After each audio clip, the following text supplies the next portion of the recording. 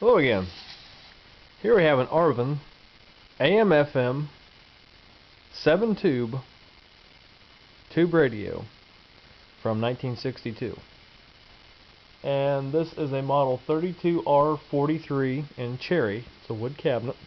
Resembles cherry. It's actually very nice condition for the cabinet. Here's the back off of it. And this shows a diagram of the tube layout. This has a tube for the FM tuner, which uses a 17C9. It uses a 12BE6, a 6BJ6, another 6BJ6, a 12AV6, a 35C5, and a 35W4. And I have the back pulled so I can show you inside. This does have the safety interlock feature that a lot of these radios did in the late 50s, early 60s. That when you pulled the back, the AC line cord would come off and you wouldn't be able to stick your hand in there unless you put a pigtail connector on there, which I have done. Now, this radio does have some issues. We'll get to that in a minute. I'm not going to pull this out of the cabinet. It's a complete nightmare the way that it's mounted in here. A lot of screws, a lot of stuff to take apart. Here's the main circuit board. Has your tubes, all your trimmer caps on it, your filter cap. Over here is the FM tuner with its 17 C9 tube mounted right here on top. Let me grab a light. I'll give you a little bit better view inside.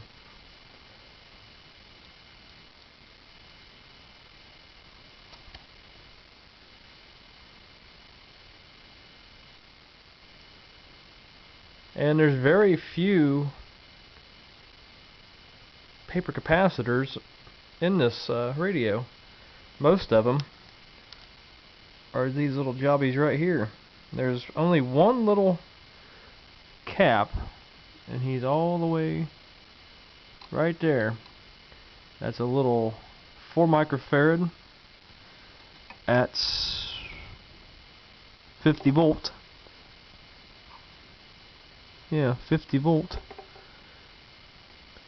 And here's one of those little packet things right here. I've never worked on one of these. I have seen these in a couple radios. I think these are like resistors and capacitors all mounted into one little simple packet that mount directly on a circuit board. Don't know anything about them. I need a diagram for this radio, which I don't have, and haven't really been able to find much luck in finding anything. Here's your filter cap right here. Probably a multi-sectional. Your nice big 6-hit speaker. It's got the transformer mounted right on it. It's a rather well constructed radio. Let's turn around and give it a test.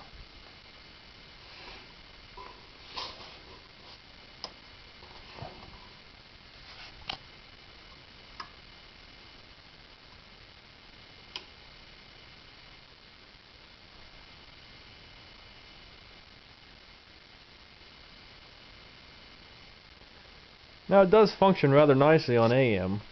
FM's another story. I don't know what it is with all these radios I have that uses a FM tuner, like a converter in there, that the FM side is almost dead or does very little at all. This one will actually receive one station on FM, which is a 50,000 watt station. It's about 12 miles north of here. That's it. It won't even pick up my Sirius, which is 4 watts, transmits up to 1/8 of a mile and sits in the other room. It won't even pick that up, but it'll pick up that 50,000 watt station clear down here. I have another radio, the GE. I got bad filter caps in. I don't know if the FM works on that. And the Motorola I have, which is similar to this unit, acts funky on the FM dial too. So what we have for our controls: on, off, volume, AM, FM, tone. If you pull out the AFC controls off, you push it in, it's on. Storm Tracker forecast is next on 55 KRC, the talk station. I'm Ron Wilson. On an oil rig off the coast of Louisiana, 11 people have been transported to hospitals.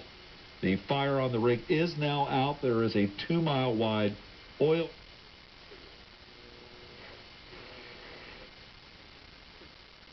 On the point since it began airing last November. Hobby Jewelers was the first. disappoint. For a manslaughter conviction.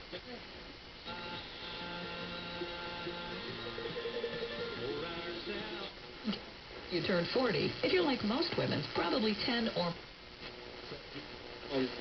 You can go, you go, and my guess... Money we've put into it all this time, you know, we put... Alright, let's flip it to FM. That knob is rather wobbly. At first I thought maybe that might have been the problem with FM, but it's not.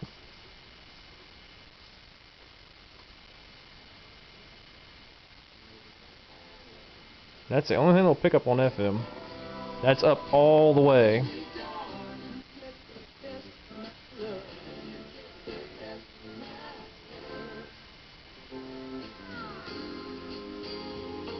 And there's no distortion in it. That's at 106.5 FM here. And my Sirius broadcasts right about, should be right about in there. There ain't nothing. And we're all the way down at 87.